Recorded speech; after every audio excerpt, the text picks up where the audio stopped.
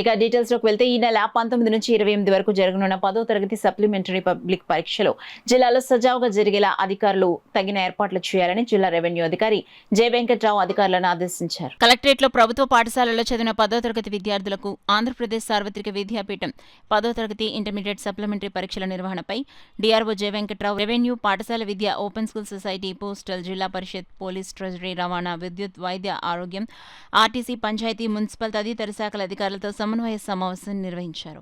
పరీక్ష కేంద్రాలు, పరీక్షా పత్రాల స్టోరేజ్ పాయింట్లు, పోలీస్ బందోబస్తు, 144 సెక్షన్ అమలు, ఆర్టీసీ బస్సుల ఏర్పాటు, వివిధ శాఖల మధ్య సమన్వయం తదితర అంశాలపై ఈ సందర్భంగా ఆయన అధికారులతో చర్చించి ఏర్పాట్లపై అధికారులకు దిశానిర్దేశనం చేశారు. ఈ సందర్భంగా ఆయన మాట్లాడుతూ 10వ తరగతి సప్లిమెంటరీ పరీక్షలు ఈ నెల 19 నుంచి 28వ తేదీ వరకు జరగనున్నాయన్నారు. ఉదయం 9:30 నుంచి మధ్యాహ్నం 12:45 వరకు జరిగే ఈ పరీక్షలకు జిల్లా వ్యాప్తంగా 29 పరీక్షా కేంద్రాల్లో 5,956 మంది విద్యార్థులు హాజరు కానున్నారని ఆయన తెలిపారు. అన్ని పరీక్షా కేంద్రాల్లో విద్యార్థులు పరీక్షలు రాసేందుకు వీలుగా ఫర్నిచర్, త్రాగునీరు, విద్యుత్ సరఫరాకు ఇబ్బంది లేకుండా చూడాలని సూచించారు.